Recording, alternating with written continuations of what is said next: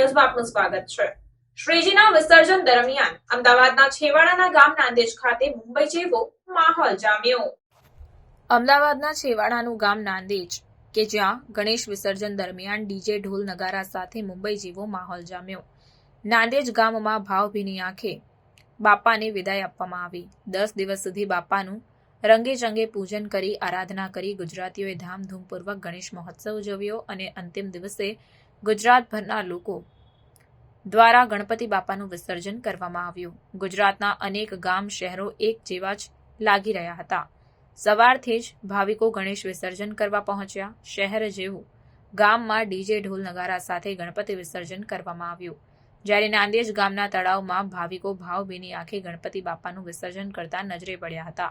મુંબઈમાં જેવી રીતે ગણેશ વિસર્જનમાં માહોલ જામે છે તેમ ગણપતિ વિસર્જનમાં માહોલ જામ્યો। ગણપતિ બાપાની મૂર્તિઓનું વિસર્જન કરવા આવેલા ભક્તો સાથેની વાતચીતમાં જણાવ્યું કે ગણપતિ વિસર્જન ક્યારેય થતું નથી। આ તો એક પરંપરા છે કે ગણપતિ મહોત્સવ બાદ શ્રીજીની પ્રતિમાનું વિસર્જન કરવું, જે પરંપરા તેઓ નિભાવવા આવ્યા હોય। જો કે ગણપતિ રિદ્ધિ સિદ્ધિના દાતા છે અને તેમનું વિસર્જન ક્યારેય થાય જ નહીં। ગણપતિ બાપા તો સૌના ઘરમાં અને દિલમાં સદાય બિરાજમાન હોય જ છે। કોરોના બાદ લોકોની ગજાનન પ્રત્યેની શ્રદ્ધામાં અનેક ગણો વધારો થયો છે। પરંપરા અનુસાર વિસર્જન કરીએ છીએ તેમ જણાવ્યું અને વધુમાં ઉમેર્યું કે ગણપતિ મહોત્સવ દરમિયાન અનેક સ્થળે ખૂબ મોટા આયોજનો થાય છે, જેમાં ગરીબ લોકોને ભોજન જેવી વ્યવસ્થાઓ ઉપલબ્ધ કરવામાં આવે છે। ભગવાન પાસે પ્રાર્થના કરવામાં આવી કે તમને અમે વિદાય આપતા નથી। પરંપરા અનુસાર આ વિસર્જન કરીએ છીએ, પણ તમે અમારા ઘરમાં અને હૃદયમાં સદાય વસવાટ કરજો અને લોકોના વિઘ્નોને સદાય દૂર કરતા રહેજો। ગણપતિ બાપ્પા આવતા વર્ષે ઝડપથી પાછા આવે તેવી પ્રાર્થના કરવામાં આવી।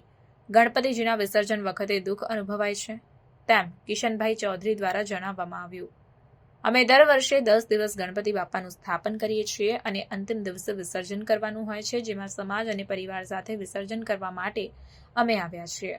ગણપતિજીના વિસર્જન વખતે દુઃખ અનુભવાય છે અને એવી લાગણી હોય છે કે આવતું વર્ષ જલ્દી આવે અને અમે ફરી ગણપતિ બાપાનું સ્થાપન કરી તેમની પૂજા અર્ચના કરીએ, જેમાં ગણેશજીની પ્રતિમાનું વિસર્જન કરવામાં આવ્યું। પોલીસ બંદોબસ્ત ગોઠવવામાં આવ્યો અને 9 દિવસ સુધી બાપાની ભક્તિભાવપૂર્વક પૂજા અર્ચના કર્યા બાદ ભક્તો દ્વારા ભાવભીની આંખે બાપાને વિદાય આપવામાં આવી।